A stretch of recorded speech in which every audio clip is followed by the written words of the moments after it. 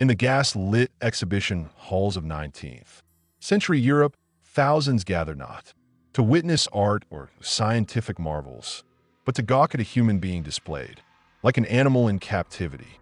They came to stare, to point, to satisfy their morbid curiosity about a young woman whose only crime was being born with a body that didn't conform to European standards. Sarah Baartman's story isn't just a tale of individual tragedy. It's a damning indictment of how science, entertainment, and racial prejudice converge to destroy a human life in the most degrading way imaginable. What happened to Sarah Baartman represents one of history's most grotesque examples of human exploitation, where a woman's body became a commodity, her humanity erased in favor of profit and pseudo-scientific racism. Her story forces us to confront uncomfortable truths about how European society justified the dehumanization of black bodies under the guise of scientific inquiry and public entertainment. This isn't merely a historical curiosity. It's a wound that still furs in our collective consciousness, reminding us how easily human dignity can be stripped away when prejudice meets opportunity. The early 1800s marked a period when European colonialism was reaching its zenith, and with it came an insatiable appetite for the exotic and primitive. Scientific racism was gaining intellectual credibility, with prominent scholars attempting to classify human beings into hierarchical categories that conveniently placed white Europeans at the apex of civilization. It was an era when human zoos were considered educational, when indigenous peoples were kidnapped and displayed as curiosities, and when the line between science and spectacle had all but disappeared. In this toxic atmosphere, Africa was viewed not as a continent of diverse cultures and civilizations, but as a dark wilderness populated by beings who occupied some nebulous space between animal and human. The Khoi people of South Africa, with their distinct physical features, became particular objects of fascination for European anthropologists and showmen alike. Their traditional way of life, their language, their very bodies were all fodder for a European public hungry for confirmation of their own superiority. Cape Town in the early 1800s was a brutal crossroads of cultures where Dutch colonizers had established a foothold that would eventually bloom into the systematic oppression of apartheid. For the Khoi-Khoi people, European arrival meant the destruction of their traditional lands, the decimation of their population through disease and violence, and the reduction of proud communities to servitude. It was in this context that Sarah Baartman, born SE, entered a world that would ultimately consume her. The concept of displaying human beings for entertainment wasn't new, but the 19th century saw it reach industrial scales. Freak shows, ethnographic exhibitions, and human zoos became wildly popular across Europe and America. These displays served a dual purpose. They entertained the masses while reinforcing racial hierarchies that justified colonialism and slavery. The paying public could observe these specimens, safe in the knowledge that they were witnessing their own evolutionary and moral superiority. What made these exhibitions particularly insidious was their veneer of scientific legitimacy. Anthropologists and naturalists would often be present, taking measurements, making observations, and publishing papers that transformed racist gawking into academic discourse. This pseudo-scientific framework provided moral cover for what was essentially human trafficking and exploitation. Universities, museums, and learned societies all participated in this dehumanizing enterprise, lending their institutional weight to practices we now recognize as abhorrent. Sarah Baartman was born around 1789 in the Gampus valley of South Africa's Eastern Cape. Her early life among the Khoi-Khoi was shattered by colonial violence.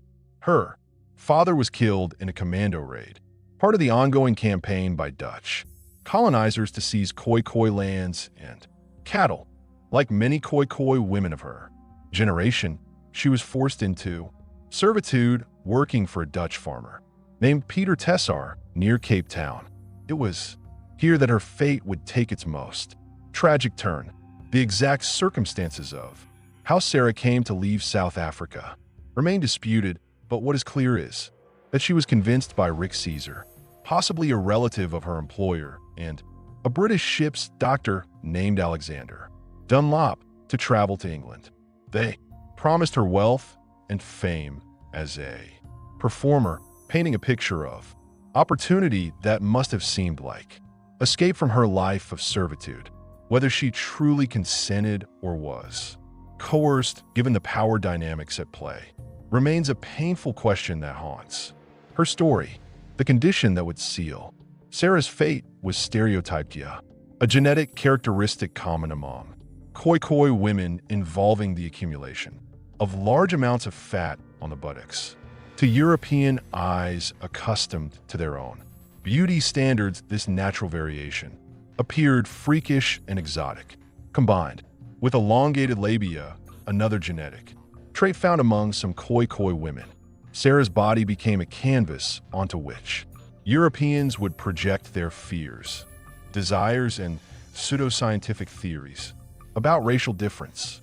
When Sarah arrived in London in 1810, she was immediately put on display at 225 Piccadilly Street. The exhibition was advertised with all the subtlety of a carnival barker, the Hottentot Venus. They called her using a derogatory term for the Khoi-Khoi people and, ironically, invoking the goddess of love and beauty. For 2 shillings, Londoners could enter a room where Sarah stood on a raised platform dressed in tight, flesh-cold clothing designed to emphasize her figure while maintaining a facade of decency. The spectacle was carefully choreographed to maximize both profit and humiliation. Sarah was instructed to walk back and forth to turn so viewers could observe her from all angles, to allow the bolder among them to poke and prod her body as if she were livestock. At market, she was made to play the savage, sometimes appearing in traditional dress, sometimes with face paint and beads, always performing a caricature of Africanness designed to titillate and reassure her white audience of their own civility. Contemporary accounts describe the horror of these exhibitions in stark detail. Spectators would reach out to touch her, particularly her buttocks, treating her body as public property. She was made to dance, to sing in her native language, not as cultural expression, but as evidence of her primitive nature. The shows often included commentary from her handlers, explaining her abnormalities and speculating about her place in the great chain of being that supposedly separated civilized Europeans from their barbarikim farios. The London exhibitions sparked controversy even by the standards of the day. Abolitionist groups already fighting against slavery recognized the exhibitions as another form of human bondage. The African Association brought a court case arguing that Sarah was being held against her will and subjected to indecent treatment. The case hinged on whether Sarah was participating voluntarily, a cruel irony given that a black woman in 1810 London had virtually no real choices or legal standing. During the court proceedings, Sarah was coached to say she was a willing participant, that she was earning money, that she was free to leave if she chose. The court, perhaps eager to avoid confronting the deeper implications of the case, accepted this testimony at face value. The shows continued, though with slight modifications to avoid charges of indecency. Sarah's fate was sealed. The law had washed its hands of her, declaring her exploitation a matter of personal choice rather than systemic abuse.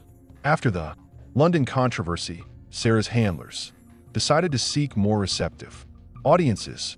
In 1814, she was taken to Paris, the self-proclaimed capital of culture and enlightenment.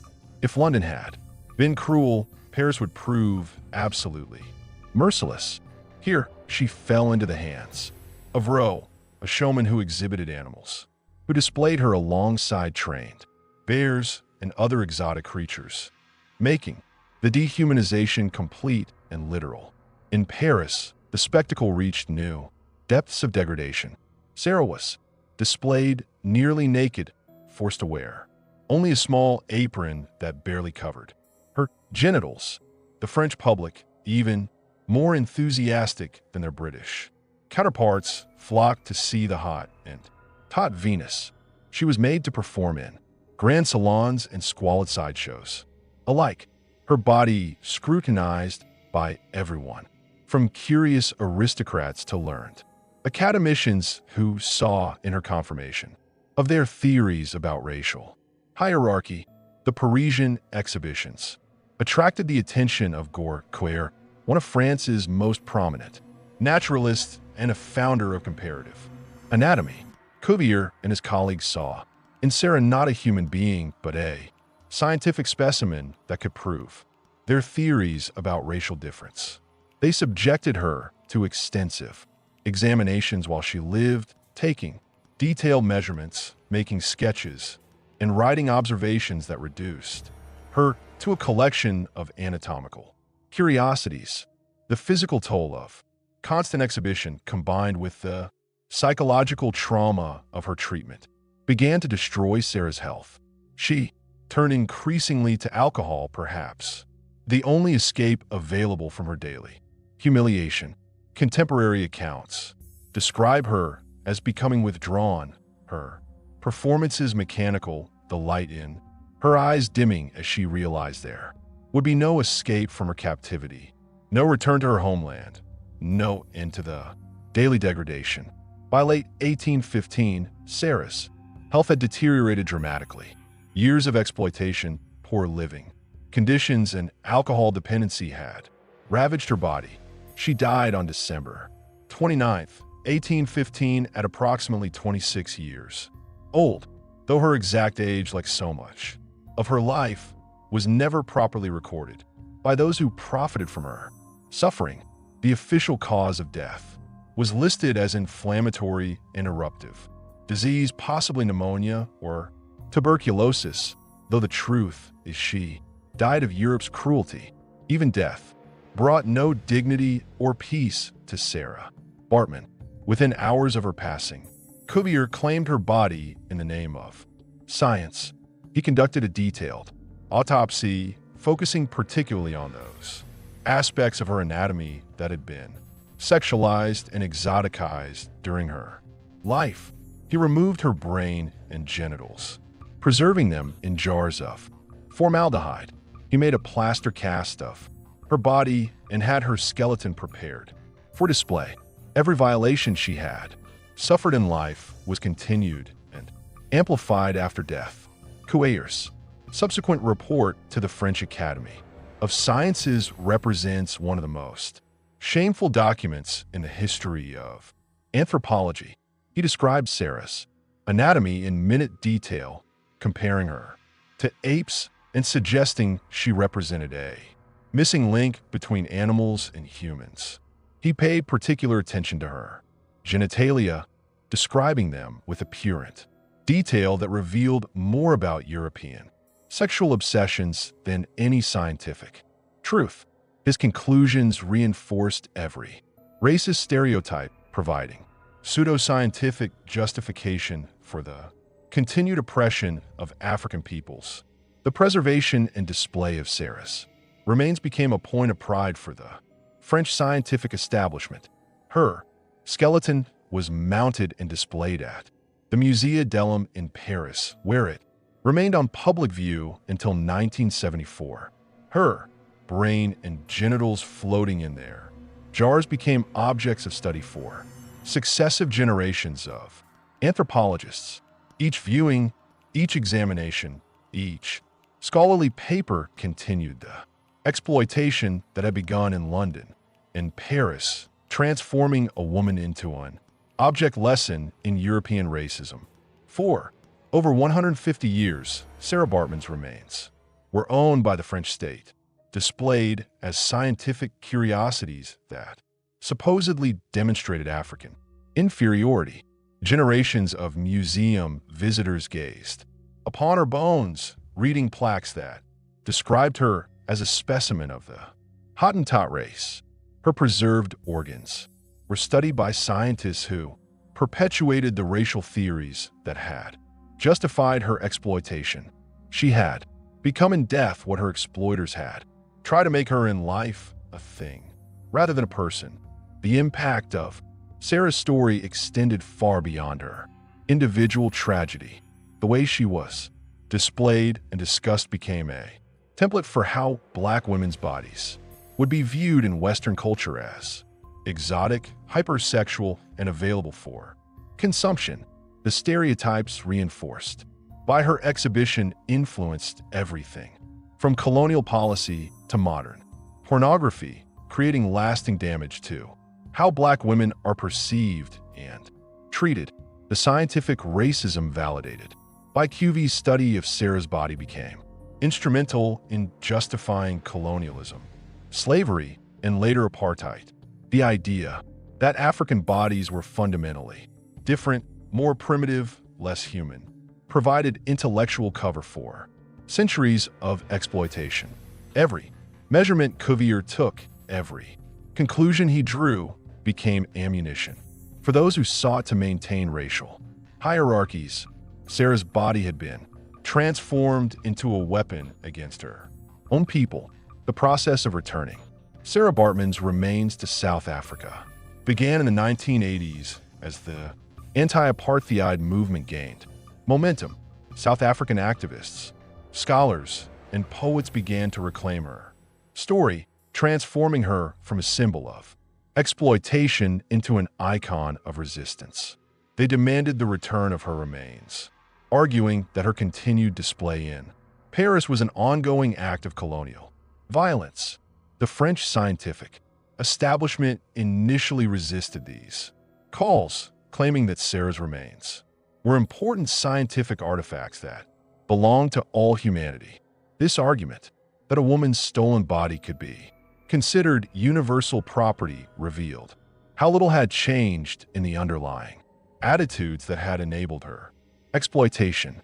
It took years of diplomatic pressure, public campaigns, and the fall of apartheid before France finally agreed to return Sarah's remains. In 2002, nearly 200 years after her death, Sarah Baartman finally returned home. The South African government organized a state funeral, attended by thousands who came to honor a woman who'd become a symbol of all those violated by colonialism and racism. She was buried in the Eastern Cape near where she was born in a ceremony that attempted to restore the dignity that had been stolen from her in life and death. The legacy of Sarah Baartman's exploitation continues to reverberate through contemporary culture. The hypersexualization of Black women's bodies, the reduction of African features to exotic curiosities, the use of pseudo-science to justify racism. All these modern phenomena have roots in the treatment she endured. Her story serves as a warning about how easily human dignity can be discarded when profit and prejudice align. Modern scholars have worked to reclaim Sarah's story, moving beyond the victimization narrative to explore what little we know of her as a person. Some have found evidence of her resistance, moments when she refused to perform, times when she asserted her humanity despite the dehumanizing circumstances. These fragments remind us that she was never just a victim, but a woman who maintained her dignity in impossible circumstances. The fight to bring Sarah home also transformed how museums and scientific institutions think about human remains. Her case established important precedents about the ownership of bodies, the ethics of display, and the rights of indigenous peoples to reclaim their ancestors. Museums worldwide have had to confront their own collections of human remains, many obtained under similarly exploitative circumstances. Educational curricula in South Africa and beyond now includes Sarah Baartman's story as a crucial lesson in colonial history and human rights. Her experience illustrates the intersection of racism, sexism, and scientific exploitation in ways that remain painfully relevant. Students learning about her story confront questions about consent, dignity, and the ways knowledge itself can be used as a tool of oppression. The commodification of Sarah's body prefigured modern forms of exploitation, from human trafficking to the pornographic objectification of women of color, the same dynamics that allowed 19th century Europeans to display her for profit continue in different forms. Today, her story reminds us that the fight for human dignity is ongoing, that the forces that destroyed her life have not disappeared but merely transformed. Artists, writers, and performers have found in Sarah's story a powerful source of inspiration and rage. They have created works that imagine her inner life, that give voice to her silence, that transform her from object back into subject. These creative responses do what her exploiters never could. They recognize her as fully human with dreams, fears, and desires that existed beyond the cruel gaze of her captors. The academic community has had to reckon with its complicity in Sarah's exploitation. Anthropology as a discipline has undergone significant self-examination, acknowledging how its founding figures, like Khoi-Khoi, used their authority to justify racism. Modern anthropologists work to undo this damage, developing ethical frameworks that prioritize the dignity and agency of the people they study. Sarah Baartman's burial site has become a place of pilgrimage where people come to pay respects and reflect on the brutal history she represents. The simple grave stands in stark contrast to the elaborate displays that once held her remains in Paris. Here, finally she rests not as the Hottentot Venus, but as sort of woman of the Khoikhoi, people who deserved so much better from the world. Contemporary discussions about Sarah Baartman often focus on questions of representation and voice. Who has the right to tell her story? How do we honor her memory without perpetuating the exploitation she suffered? These questions have no easy answers, but they force us to think carefully about how we engage with histories of trauma and resistance. The return of Sarah's remains sparked broader movements for repatriation across the former colonial world. Indigenous communities from Australia to the Americas have pointed to her case as precedent for reclaiming ancestors held in Western museums. Her homecoming became a symbol of decolonization, of taking back what was stolen, of asserting that some things should never have been considered property. International law has evolved partly in response to cases like Sarah's. New frameworks governing the treatment of human remains, the rights of indigenous peoples, and the ethics of scientific research all bear the imprint of her story. While these protections came too late for her, they offer hope that future generations might be spared similar violations. The digital age has brought new challenges in how Sarah's story is shared and understood online. Images from her exploitation can be spread without context, potentially perpetuating the harm done to her. Educators and activists work to ensure that her story is told responsibly in ways that honor her humanity rather than sensationalizing her suffering. Museums that once displayed human remains as curiosities have transformed their practices, developing new ways to educate without exploiting the empty cases that once held Sarah's remains. serve as powerful reminders of absence. Told, educational initiatives using Sarah's story faced the challenge of teaching about historical trauma without re-traumatizing students, particularly Black women who might see themselves in her experience. Pedagogical approaches emphasize critical thinking, emotional support, and the connection between historical and contemporary injustices. The question of who owns history, who gets to tell it, interpret it, and profit from it remains central to discussions about Sarah Baartman. Her story has been claimed by various groups for different purposes, raising important questions about cultural property and the politics of memory. Environmental historians have connected Sarah's story to broader patterns of extraction and exploitation. Just as her body was mined for profit and knowledge, so too were African lands and resources, plundered by the same colonial powers. This ecological dimension adds another layer to understanding the comprehensive nature of colonial violence. The rise of social media has created new platforms for sharing Sarah's story, but also new risks of exploitation. Viral posts about her can spread awareness, but also reproduce the spectacle of her suffering. Digital activists work to ensure her story is shared in ways that educate rather than sensationalize. Comparative studies place Sarah's experience alongside other instances of human exhibition, from P.T. Barnum shows to contemporary reality television. These comparisons reveal both what was unique about her exploitation and what patterns persist in how marginalized bodies are consumed for entertainment. The field of museum studies has been transformed by cases like Sarah's, developing new best practices for dealing with sensitive materials and histories. Her legacy lives on in every institution that now thinks more carefully about what it displays and how, about whose stories get told and whose dignity gets preserved. Literary scholars analyze how Sarah's story has been told and retold, examining the narrative strategies used to either humanize or objectify her.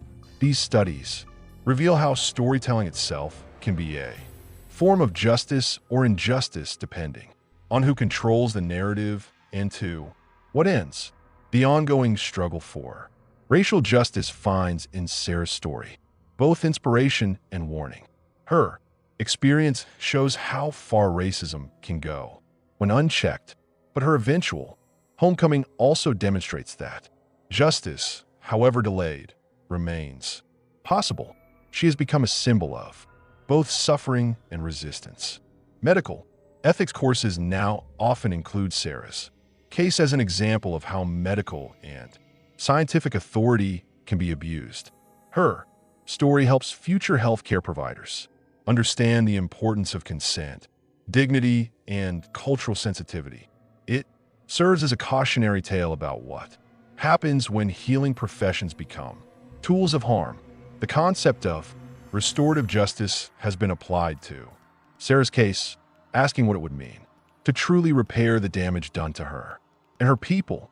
While she cannot be brought back to life, efforts to honor her memory, educate about her experience, and prevent similar exploitation offer a form of collective healing. International human rights frameworks now recognize many of the violations Sarah suffered as crimes against humanity. Her story helped establish principles about human dignity that, while too late for her, protect others from similar treatment.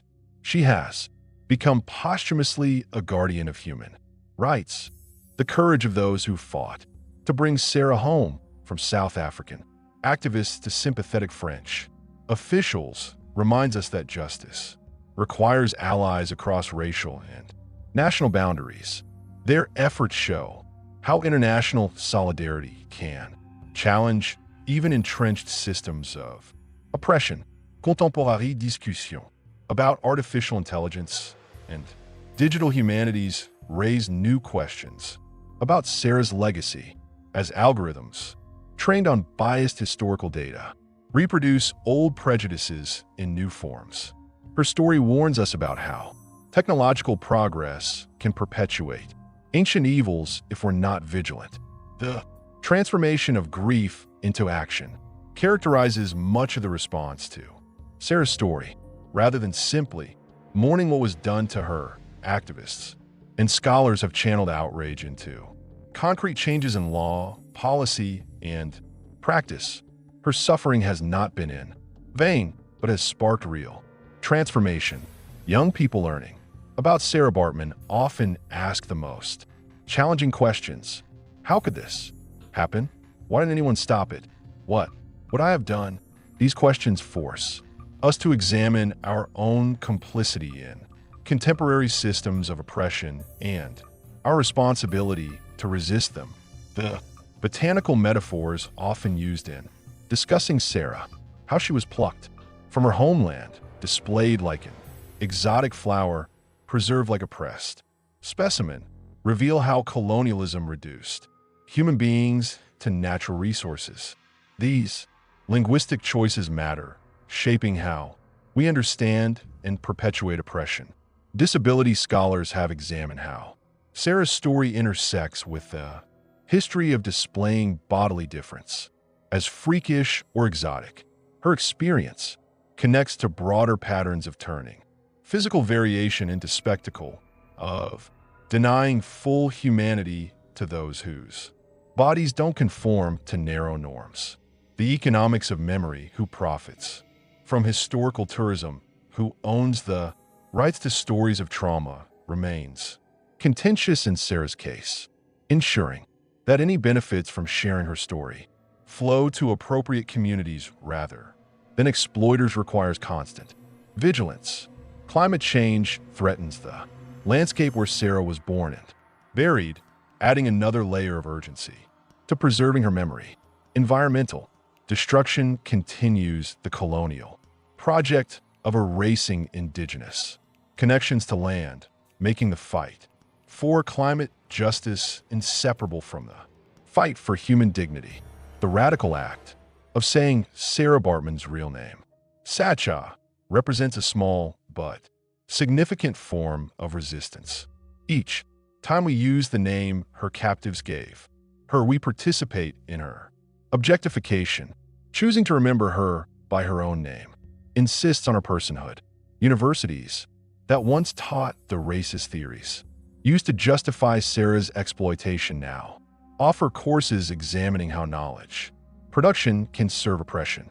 Her story has become a lens through which students learn to question not just what they're taught, but how knowledge itself is created and deployed. The apologies that have been offered for Sarah's treatment raise questions about institutional responsibility and the limits of symbolic gestures. While acknowledgement matters, true justice requires material change in how institutions operate, in who has power, and whose stories get told. Contemporary DNA studies have definitively disproven the racist theories that Khoi-Khoi and others promoted using Sarah's body. Science itself has repudiated the conclusions drawn from her exploitation, though the damage done in the name of those false theories persists. The children who visit Sarah's grave often leave flowers, drawings, and letters. Their innocent gestures of care stand in profound contrast to the cruelty she experienced from adults who should have known better. These offerings suggest hope for a future where such exploitation becomes truly unthinkable. Sarah Baartman's story ultimately asks us what kind of people we want to be. Do we participate in systems that reduce human beings to objects for consumption? Or do we resist? Do we look away from exploitation? Or do we act? Her life and death pose these questions with an urgency that time has not diminished. The search for justice in Sarah's case continues beyond her repatriation. Each time her story is told with dignity, each student who learns from her experience, each institution that changes its practices represents a small victory against the forces that destroyed her. Her legacy lives on in every act of resistance against dehumanization. As we leave Sarah Baartman's story, we carry with us the weight of history and the responsibility of memory. She was someone's daughter, possibly someone's sister or friend, a young woman with hopes and dreams we'll never fully know, because those who recorded her life cared only for her body. The tragedy is not just what was done to her, but what was erased, the sound of her laughter, the things that brought her joy, the future she might have chosen for herself. Her story stands as an eternal witness against any system that would reduce human beings to less than fully human in a world still struggling with racism, sexism, and the commodification of bodies. Sarah Baartman remains painfully relevant. She reminds us that dignity is not negotiable, that no scientific curiosity or economic opportunity justifies treating people as things, and that the wounds of history demand not just acknowledgement, but active repair. Perhaps the most chilling aspect of Sarah's story is how ordinary it seemed to those who participated in her exploitation. Respected scientists, cultured aristocrats, ordinary citizens all saw nothing wrong with displaying a woman like an animal. This banality of evil warns us to examine our own normalized cruelties, the exploitations we accept as entertainment, the human costs of our consumption. Today, when we speak Sarah Baartman's name, we perform an act of resurrection. We insist that she was here, that she mattered, that what was done to her was wrong. We commit to remembering not just her suffering, but her humanity. And in doing so, we pledge to recognize and protect the humanity in everyone, especially those whom society would reduce to spectacle. Her grave in the Eastern Cape is more than a resting place. It's a site of conscience, a place where the earth itself bears witness to what humans can do to each other and what we must never do again. Sarah Baartman is home now, but her story travels the world, an eternal reminder that injustice anywhere is a threat to humanity everywhere. In the end, Sarah Baartman's life asks one question of each of us. When you see a human being treated as less than human, what will you do? Her ghost haunts every exhibition, every display, every moment. When profit and prejudice conspire against human dignity, she is watching, she is waiting, she is demanding that we do better. May her memory be not just a blessing, but a revolution. May her story inspire not just sadness, but action. And may we build a world where no one's body is ever again made into a cage, where no one's humanity is ever again put up for sale, where everyone can live and die with the dignity that Sarah Baartman was denied. This is the justice she deserves. This is the world her sacrifice demands we create.